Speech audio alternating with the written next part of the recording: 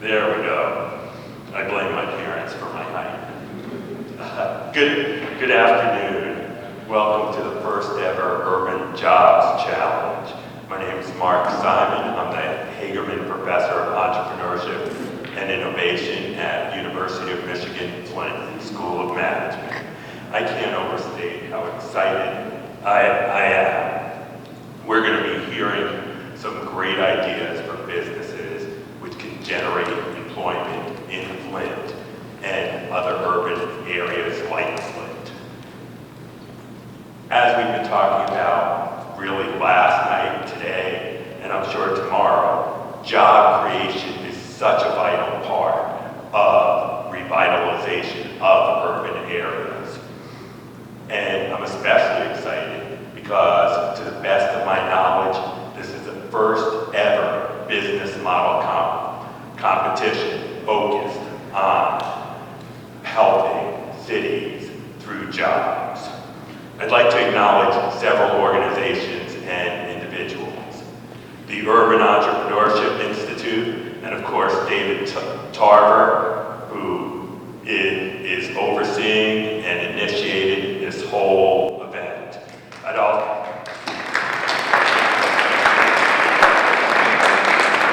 Any of you look tired or stressed? I'd also like to thank the University of Flint School of Management and Mott Community College for co-sponsoring and co-hosting this event. Finally, I'd like to thank the Hagerman Center for its efforts into turning this event into a reality. I want to introduce you to the judges, and if you could stand when I call your name. Harry Blecker, who's a senior business consultant, Kettering University. Brian Bloom, School of Management, U of M Flint, Professor of Organizational Behavior, and Interim Associate Director of the Hagerman Center. Aaron Cabaskill, School of Management, U of M Flint, Associate Professor of Marketing. Dom Holmes, Manager of Innovation and Entrepreneurship, Automation Alley. Bryce Moe, Managing Director of SkyPoint Ventures. I know they're going to have a very difficult job of singling out the most promising business idea. And let's all give them a round of applause.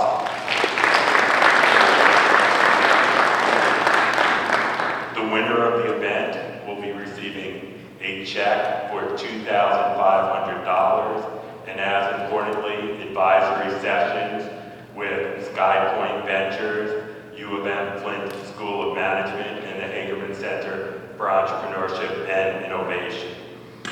Before going on, I wanted to very briefly just clarify the nature of the competition. It's not, the participants weren't so much asked to develop a detailed business plan, but instead they were encouraged to provide an overview of an idea. They'll be talking about the value their idea provides. They'll be talking about who they're targeting and how they try to validate the idea. They're also obviously going to be talking about why it might lead to jobs in Flint or other urban areas like Flint. One thing I noticed that even though it wasn't a criteria, all these finalists' ideas had in common. Their ideas have the potential to revitalize the neighborhood, not just in terms of jobs, but because of their innovative nature, in terms of excitement, buzz, and bringing energy to the community. Ultimately, the judge's decision will be based upon which idea seems most likely to be worthy of exploring further. But with that said, having been familiar with these ideas, they are all worthy. And at this point, let me introduce you to our first finalist, Sprout Fresh Food Store, presented by Bethany Blackburn.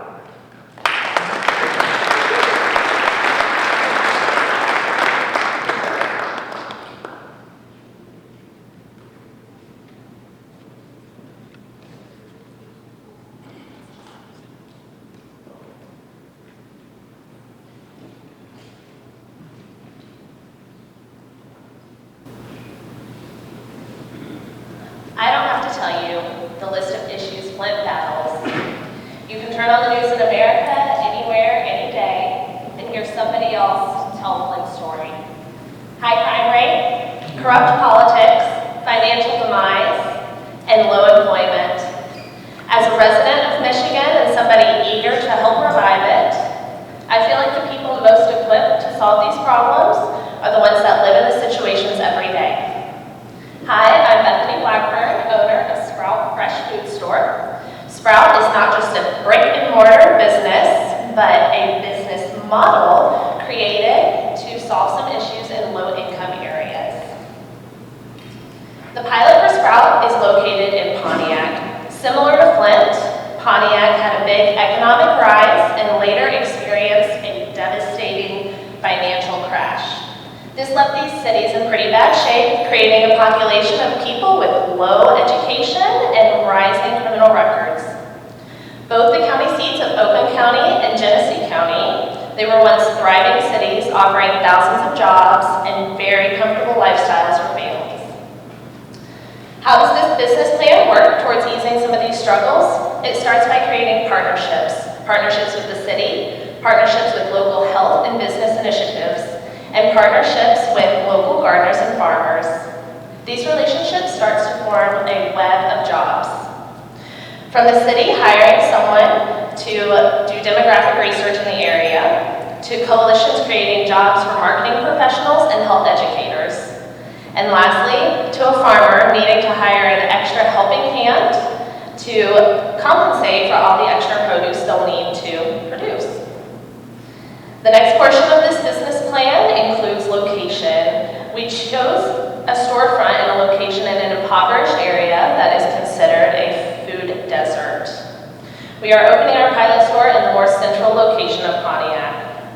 From there, we, alongside our partners at Oakland County Health Division, have started a series of pop-up produce markets. They are located at the Head Start program, the public library, and a housing service network. They are located in these locations to meet people where they're at, mostly people with low income, where they can access healthy and fresh foods in a location that they can walk to or a location that they need to go to have something else helped for them. Flint offers options similar to these locations. It has its own Head Start program and a social service office, the Easter Seals office. One last point of employment for Sprout is the storefront maintenance. Not only will I need to hire clerks for day-to-day maintenance, but I'll need to hire some landscapers and people for janitorial purposes. All great jobs for locals right in the community. This is an easily replicable business model. The market research has been done in an area with similar financial and economic situation as Flint. Sprout's opening will lead to health education. In turn, it will provide a higher profit for the business, allowing for a larger number of employees. And that will lead to the expansion of Sprout to move to areas that are also in need of a web like this one. Not only does the business offer an option for healthier living, but it will also offer jobs for community members of all, including low skill and education level. Thank you.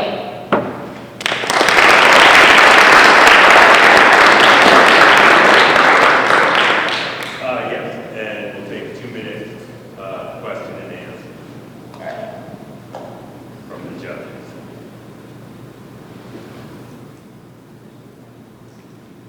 You have a greenhouse. You're going, who's doing the greenhouse? Is that local community experts? It is done by some local community members as well as myself, and I work with a team of close-knit friends who have some level of expertise in gardening as well. These mics on?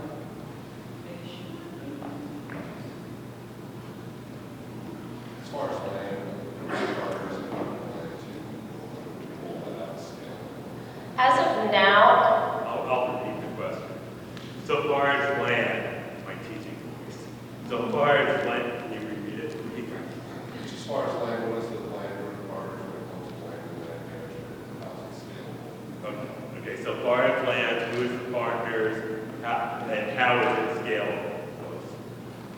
Okay, as of now, we partner with farmers and gardeners closer to Pontiac. We have a partner in White Lake and a partner in Oakland Township. And then Sprout is very close partners with a nonprofit in Pontiac that owns 4 acres of land. That's where the greenhouse is located. Becoming partners with farmers and gardeners is really easy as far as you go to a farmer's market and you talk to people and you talk to the gardeners, you talk to the farmers. Most of them have a heart for food and vegetation and healthy living. And we probably have time for one more question. How do your prices compare to, say, a local grocery store or farmer's market? Because it's in a food desert and because a lot of our produce is provided to us at low cost because of these relationships that we have with all the different places I mentioned, the city, farmers, gardeners.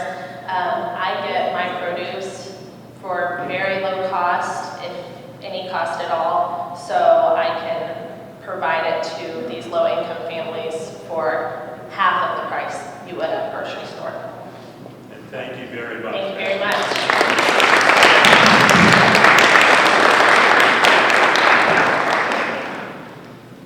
And our second entry is Mommy Cakes, presented by Eltrashona Adams.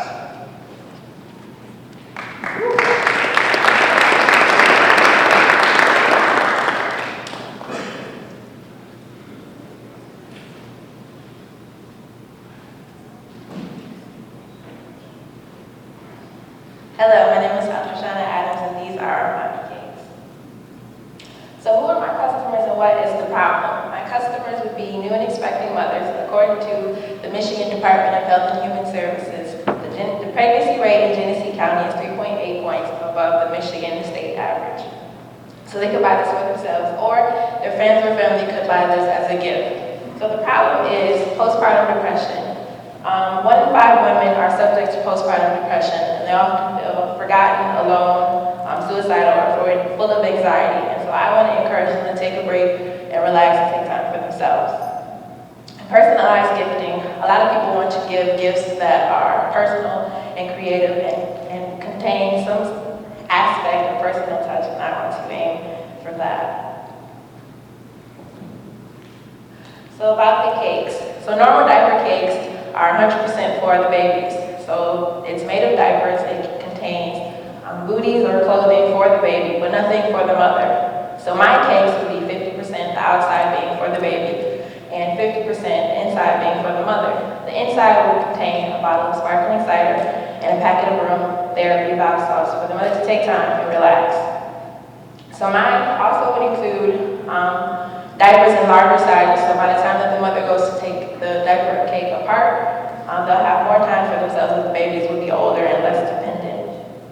I also would offer endless customization options.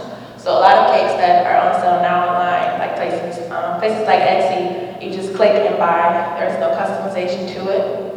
And so mine would be customizable based on theme, color, if it's a boy, if it's a girl. If you want to have a ballerina theme or if you want to have cars, I would be able to do that. So how do I make money? The first cake I made on the first slide cost about $50 because I bought everything for the one cake. And so as my demand would increase, my cost would decrease as I would be able to buy things in bulk and spread it over multiple cakes. So my selling price would be starting at $80 and vary based on items included and the brand or type of sparkling cider. A lot of these cakes go for $50 to $100 depending on how elaborate they are, and I would make about $45 a cake. These will be bought directly from me, so it wouldn't be online just yet or from a store, but they would be able to talk to me and find these things on Facebook or Instagram, ads through there, and its own personal Instagram page. So I would retract my customers by being attentive, by asking them what exactly they want and being sure that it's incorporated into the cake, and asking, once they receive the cake, for feedback on how I can make it better and for possible referrals. So my keys to success, again, will be bulk and wholesale supplies, as my costs will go down because I'm buying things in bulk and spreading it across multiple cakes. A liquor license would also create a barrier to entry, as I would be able to legally be able to offer wine and say option instead of sparkling cider. Growing sales, so right now I want to start in Flint, the Genesee County area, and grow to all of Michigan, and then eventually other parts of the country online. And that by doing that, I could hire 2 to 5 part-time employees, with one of them being dedicated to customer service, so I can make sure all aspects are captured within my case. And partnerships, so I could partner with local baby resale shops so people can have a tangible product that they can view and see. And then also local event planners, so I could be a reference.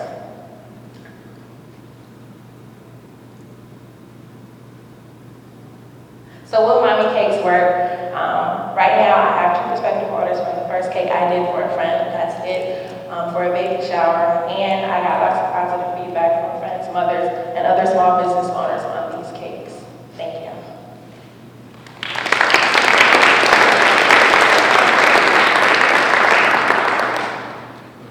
And I'd now like to open it up for 2 minutes of question and answers.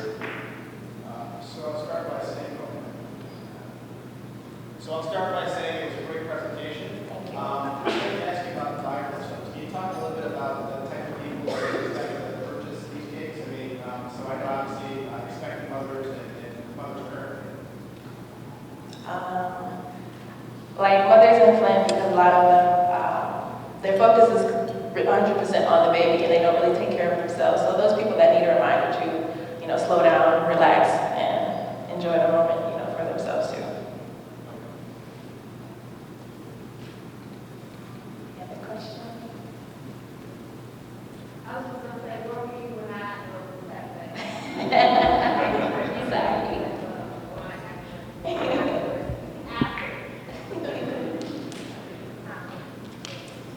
Your distribution model, you said to start locally in Swift, Michigan. Are you able to ship these cakes at all, or is this all?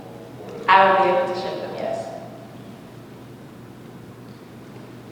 Any other questions? Thank you. Thank you.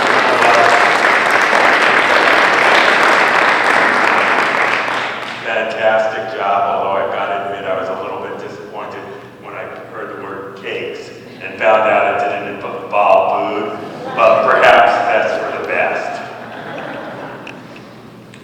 Our third entry is The Bookshelf, presented by Keith Zachariah.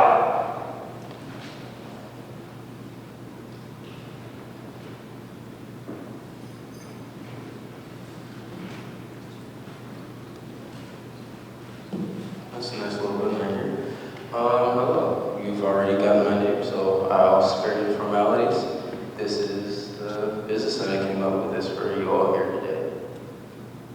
Oh, it does work. Hi. Welcome to the Bookshelf. The Bookshelf, or the Shelf, as I've named it, is a gaming lounge. I don't know if many of you have heard of that kind of thing, but they started over in Japan as a small business similar to arcades, whereas here you go to a lounge or a bar, and you watch different things about sports and sit down and have a drink and things of that nature. It's basically the same thing, but it's more suited towards the internet community, and specifically gamers in that community, along with tabletop gamers and gamers of any kind, really. It's a general term. I feel like because again, there's a large gaming community here in Flint, I feel like a lot of the community that's around here isn't voiced very well and is often ignored because we don't go out very much, or it doesn't seem like we do. We usually stay inside our homes because there's not much for us to do outside in the rest of the world. So we stay home. If there was somewhere where we could go to congregate, there'd be more of us out there, and that's a lot of money that can be brought in that's not previously being accessed. I say that there are other people here with me. Nobody here. It's just myself regarding that slide. Yeah. So yeah, I covered that just a second ago. Should have thought about this a little more clearly. Guess that's what I get for being a high school student. I don't even know how to work this clicker thing. Yes. So, I'm sorry, a little rusty right there. About the different things that we would sell within the business. Of course, it'd be a bar, but we wouldn't be serving alcoholic beverages. It'd be purely a virgin cafe. There'd be different sorts of foods and drinks that you could buy and purchase, just along with the seating area and the idea that it's a social gathering place. There'd also be Wi-Fi and things of that nature. And along with the food and drinks that you'd be able to buy while you're there, enjoying yourself with your friends and things of that nature, gamers who may not have access to a computer at home, they can come here and they can sit down and purchase time to use a computer or use a table, or they can rent the place out, or even come in and buy different gaming supplies and items. A lot of gamers here in Flint don't have the money to go to anime or gaming conventions or D&D conventions and things like that happen all across the country and things like in that kind of thing. So if there's a location, so I feel like the shelf could fill that niche by allowing this community to purchase things from here, from the comfort of their own home or within the business itself. They can walk in, buy things not just from local artists who are a part of this community, but from artists and creators of this content from around the globe who produce at these different conventions that would be a venue through us. So that would require partnerships with the different conventions that organize the groups around these areas and a couple other companies. And I feel like I'm about to go over my time, so I'm gonna stop talking. Oh, I got 20 seconds. Okay. So yeah, that would require a couple partnerships with different companies, not just with the gaming convention, not just with the organizations that set up the gaming conventions around the country, but along with a couple of gaming companies, period. Things like Naughty Dog, Nintendo, Sony, and a couple other studios that exist within the states. Naughty Dog's the first one off the top of my head. But they will also be a big part of the partnerships and ways that we're able to reach different gamers in the Flint area and possibly around the rest of the globe if we're able to expand throughout Michigan and the rest of the states. And, that's it. Okay. I'll be quiet. Here's a couple.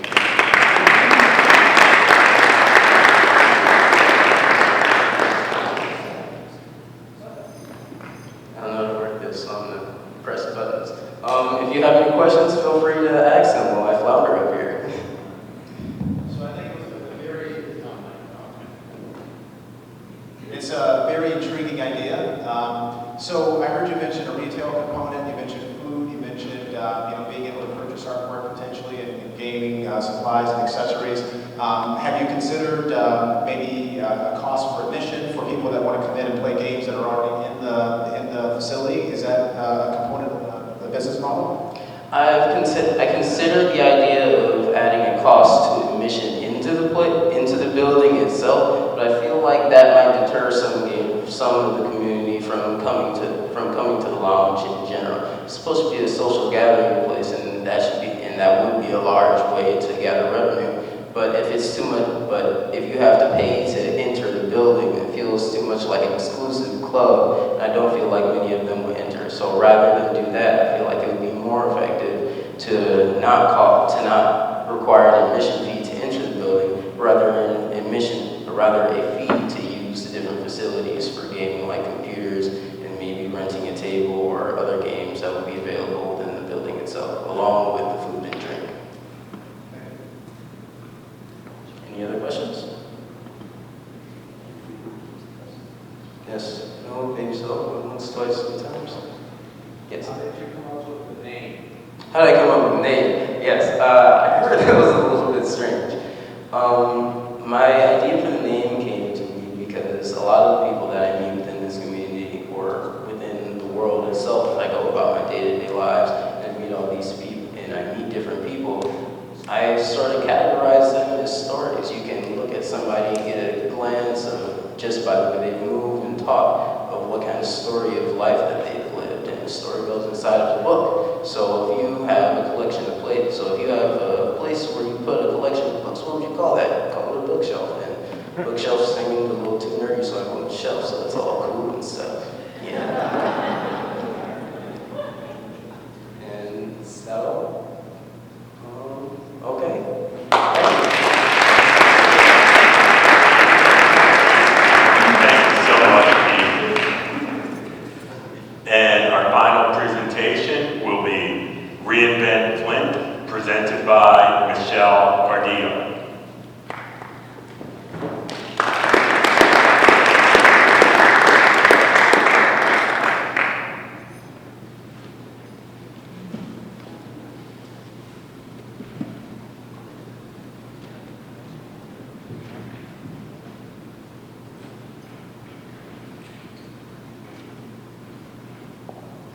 Good afternoon, everybody. I'm Michelle Cardillo. I just want to say thank you to Urban Revival for having me here tonight and for coming to Flint.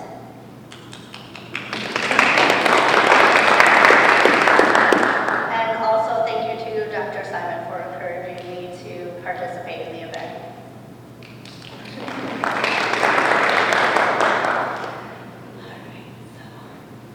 Remember when Flint was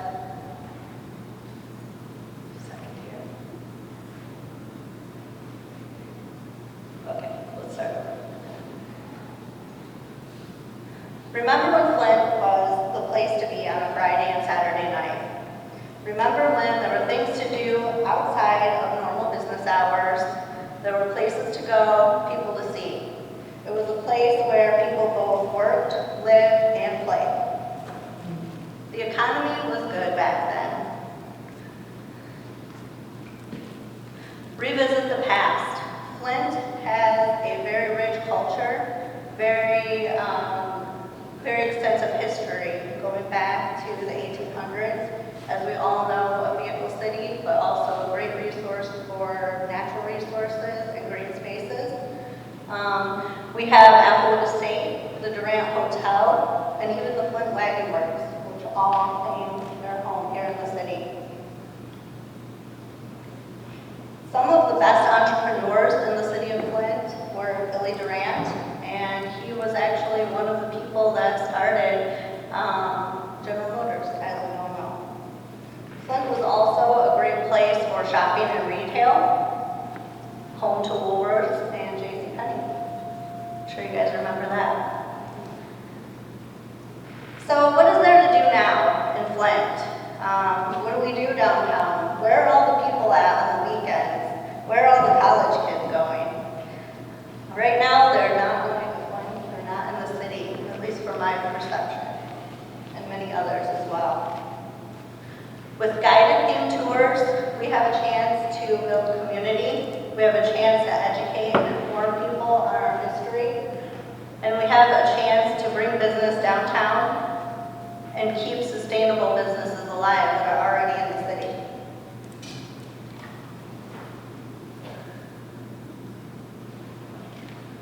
So what are guided theme tours?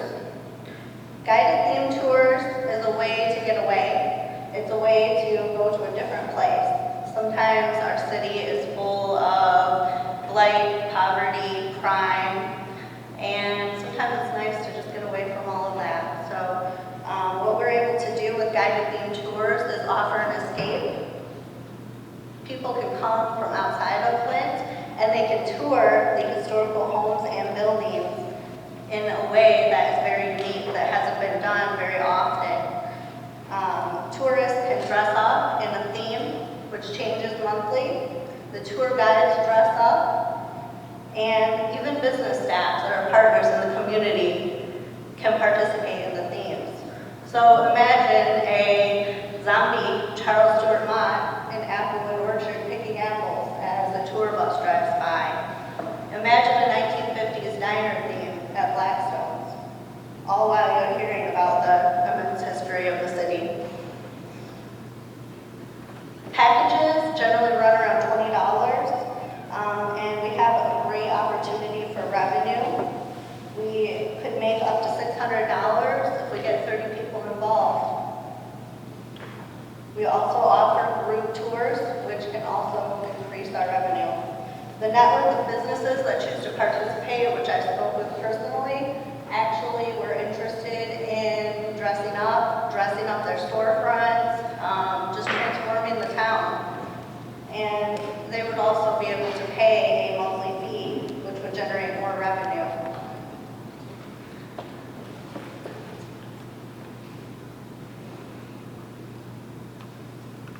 So how are we going to do it? We're going to use our existing infrastructure to leverage community players like University of Michigan, Mott, Kettering, and other programs to provide the costumes and the decor for the themes. We're going to give back to the community by offering people jobs, by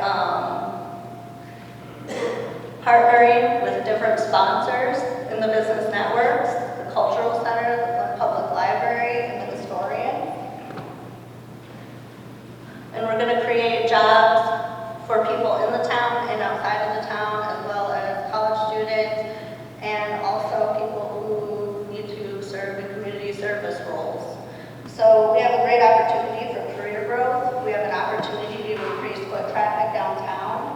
we have an opportunity to get people back into the city. Also participating in themes such as Christmas and Halloween would just further perpetuate the growth model for the business idea. And within 5 years, we can really grow and spread out by word of mouth and utilization of social media opportunities. So let's reinvent Flint, everybody. Thank you.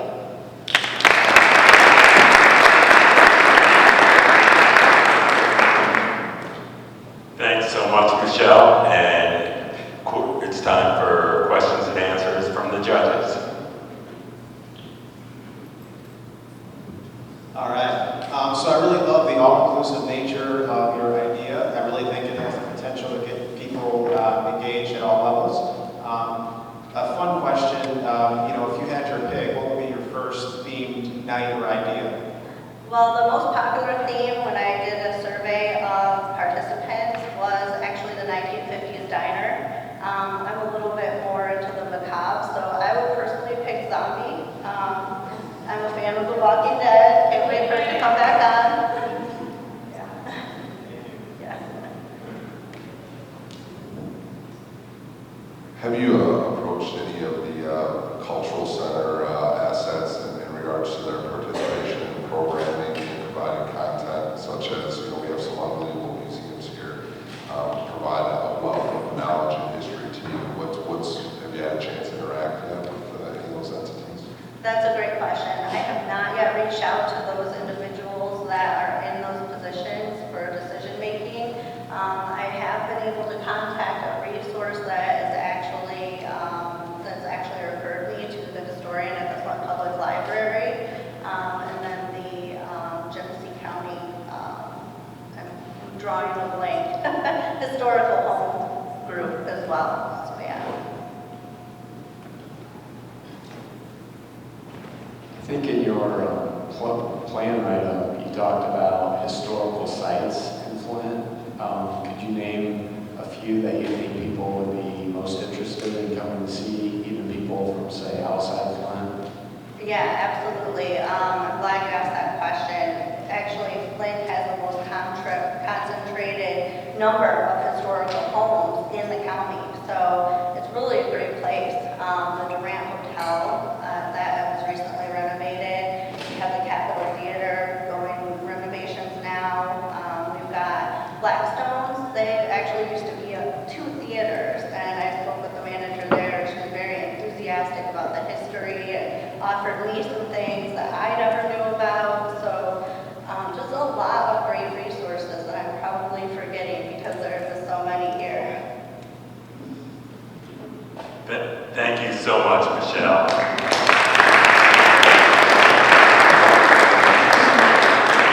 And let's give a really big hand for all the finalists.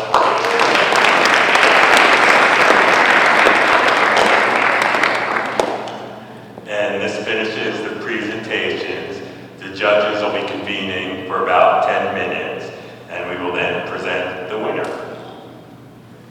So if people want to stretch, whatever, and come back within 10 minutes.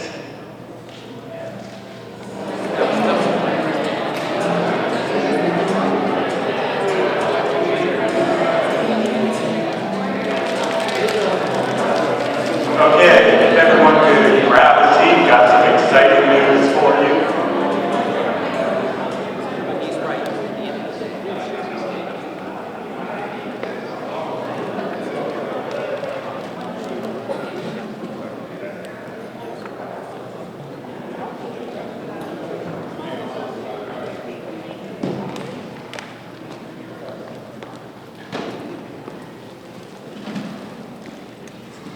Excellent. I know the judges had an incredibly tough decision. I think each one of the presenters did an exceptional job, and each one of the ideas had something incredible about them. I thought Sprouse did such a good job of really focusing on helping an area of the community. I thought Mommy Cakes did such a good job of identifying a customer need in a creative I love the way bookshelf put together the first elements to come up with a whole idea. And I love the way that Reinvent Flint turned what some people would word as challenges into opportunities. Again, the winner will be winning $2,500 and advisory sessions with Sky Point Venture, School of Management, and the Hagerman Center for Entrepreneurship and Innovation. If all the finalists could stand up for a final well-deserved round of applause.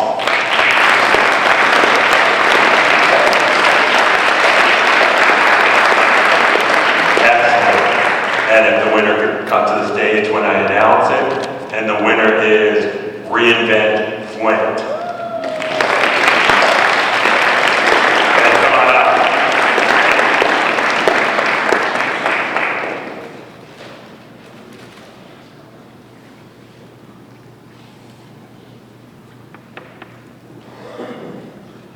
And congratulations so much, Michelle. Now I've got to give the proverbial, the check's in the mail.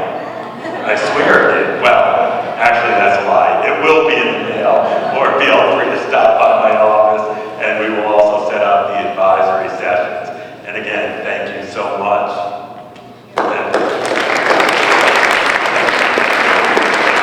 And thanks to all the finalists, so many other people who helped with this event, and for everyone out there who gave it, who supported it. Thank you.